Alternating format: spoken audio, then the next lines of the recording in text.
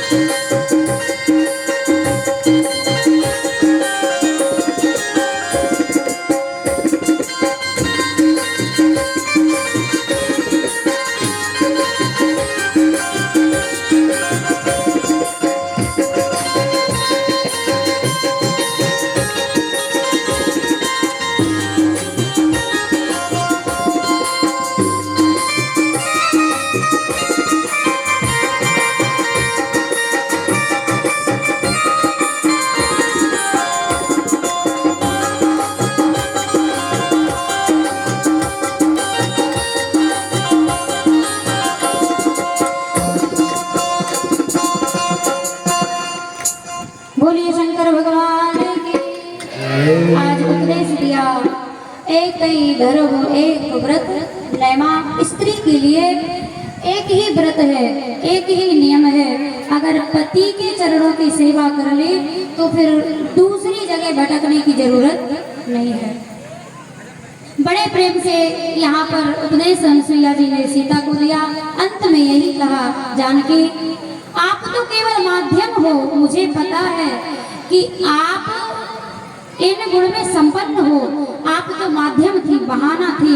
बाकी ये उपदेश तो मेरा दुनिया की स्त्रियों के लिए है, ये संकेत केवल और केवल दुनिया की स्त्रियों के लिए है। बड़े प्रेम से भगवान राम आगे की तरफ चले और एक नहीं कई साधु संत जो भगवान का बहुत दिनों से इंतजार कर रहे हैं, भगवान के भक्त ऐसे ऐसे जिन्होंने पूरा जीवन भगवान के नाम पर छोड़ दिया, राम राम रट रहे हैं, ऐसे एक नहीं कई साधु संतों को दर्शन देकर के भगवान आज पंचवटी पर पहुंचे। कथा हम आप सब जानते हैं कि आज जानकी जी का हरण किसने किया? रावण ने।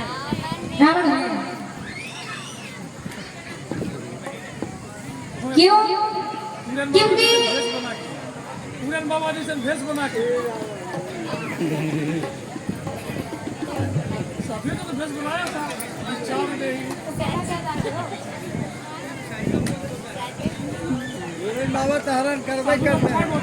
क्योंकि भगवान राम जानते थे कि आगे क्या होना है। और सच कहे तो जो जानकी जी का हरण हुआ था वो जानकी जी नहीं थी, क्योंकि उससे पहले राम ने कह दिया था कि जब तक करो अग्नि में वासा तब तक करो निशाचर नासा। जब तक मैं निशाचरों का नाश ना करूं, जब तक आप अपनी छाया को छोड़ दो, आप अग्नि में प्रवेश कर जाइए। इधर रावण की बहन शूर्पणखा आती है, राम और लक्ष्मण को देखा, ध्यान देना।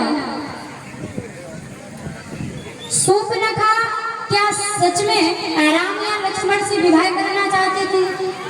नहीं, बहाना था। उसने जब देखा तो उसने आकर के यही कहा, क्योंकि वो तो बहाना ढूंढ रही थी कि मैं कैसे राम तक पहुंचूं, कैसे जाकर के मैं इनसे बात करूं। इसका उद्देश्य विवाह करना नहीं था, क्योंकि शूर्पणखा तो ऑलरेडी पहले से ही शादीशुदा थी, और जो शादीशुदा है वो थोड़ी ना फिर शादी के चक्कर में पड़ेगी।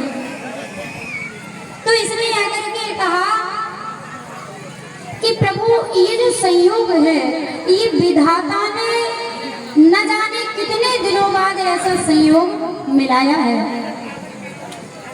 तो भगवान शंकर कहते हैं पार्वती ये संयोग विवाह के लिए नहीं कह रही है, वो संयोग इसलिए कह रही है क्योंकि उसका भी उद्देश्य है रावण का विनाश करना और राम का भी उद्देश्य है रावण का कल्याण करना। तो सूर्पनखा कहती है कि हमारा भी दुश्मन है रावण और आपका दुश्मन भी है रावण, क्यों ना हम मिल करके रावण का नाश कराएं, बहाना हम आपको देते हैं। क्यों?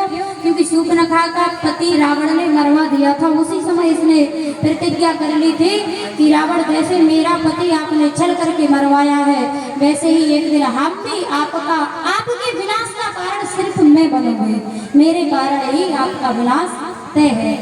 और आज आकर के वही कहा भगवान राम से कि तुम सम पुरुष नमो सम नारी, आपके जैसा पुरुष नहीं, शादी करने के लिए नहीं, रावण का विनाश करने के लिए, और वो समान कोई नारी नहीं है रावण का विनाश करने के लिए।